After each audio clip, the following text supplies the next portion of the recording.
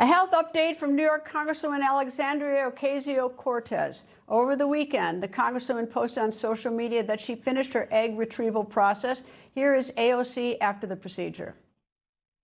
I was fully asleep for the entire procedure, and I was genuinely surprised when I woke up in my prep room. As soon as I opened my eyes, my first thought was, did the procedure happen? Or did they have to wheel me out because we're waiting for something? After I was done and ready, I walked out and I went into one of the offices and was informed of my final count, both in the number of eggs retrieved and which of those eggs were mature. Out of respect for all the different kinds of fertility and family journeys that people have, I will not be sharing my specific numbers. Earlier this month, AOC announced that she would be freezing her eggs to feel more in control of her life. And earlier today, I spoke with board-certified OBGYN and obesity medicine physician, Dr. Jennifer Ashton. Dr. Ashton, always nice to see you. So good to see you, Greta. All right, I think this is an important topic. I want to talk to only you because you've done so much television on medicine, taught us so much, and this is pretty much your area as well. But the idea of AOC, Congresswoman, going public about something so deeply personal, and does that help others?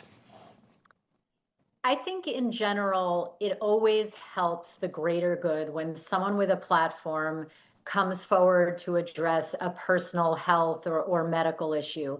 I think, number one, it increases awareness. Number two, in many cases, it can help to reduce social stigma that's associated with any of these health issues or conditions or diseases, diagnoses. But as you know, the devil is always in the details, and it's the way in which that's communicated. And it's not just communicating information for the sake of communicating information. It's then what is the viewer or listener or the general public going to actually do with that information that I think is really where the nuance lives. Well, someone we probably both know, Katie Couric did the colonoscopy and put it on TV about 25 years ago, and no one ever discussed that issue. And she made it, quote, safe to talk about it, to have colonoscopies. Probably saved a lot of lives. Oh, no question. And you can just keep going down the list of celebrities or public figures who have had health issues. And they do what our friend Robin Roberts says. They make their message.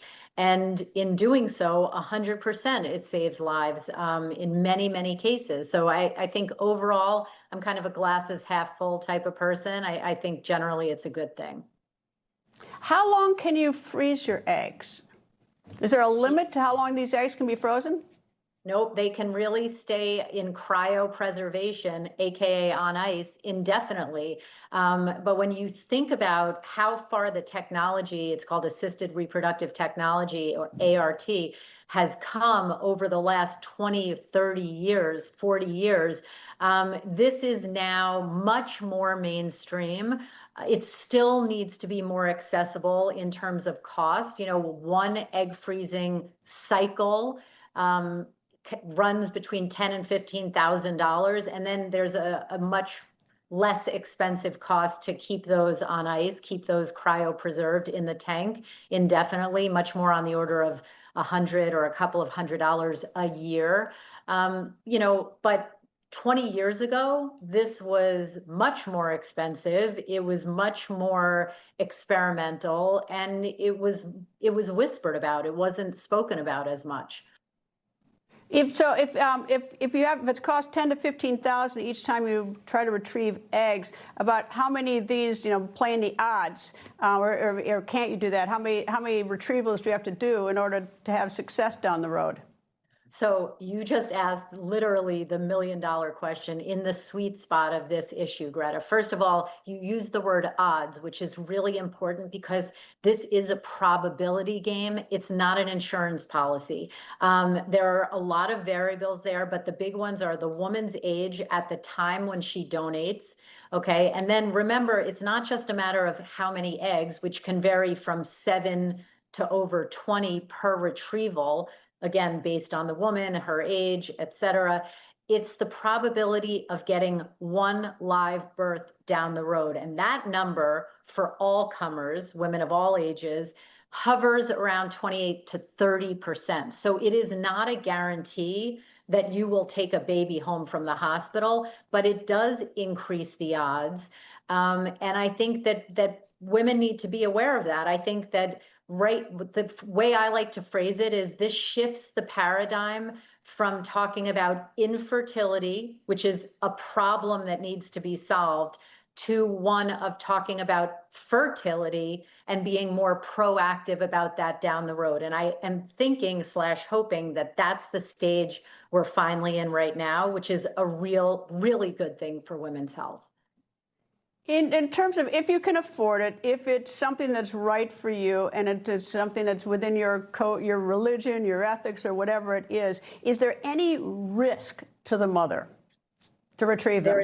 There is always a risk. And, you know, my own daughter, whom you know, she's in law school right now. She did this about a year ago when she was about 25, 26. She had planned on this for about 5 years since she was in college. By the way, she's engaged. So this wasn't really done for social reasons. It was done really more for potential medical reasons down the road.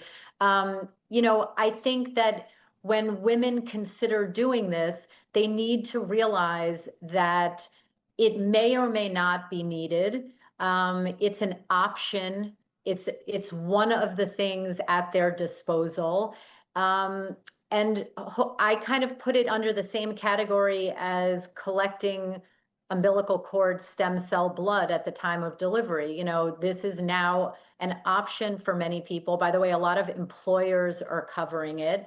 But there are always risks. And I've said many, many times publicly in the media, this is not like going to get a manicure or a haircut. There can be risks of infection. There can be risks of a less common condition known as OHSS, or ovarian hyperstimulation syndrome.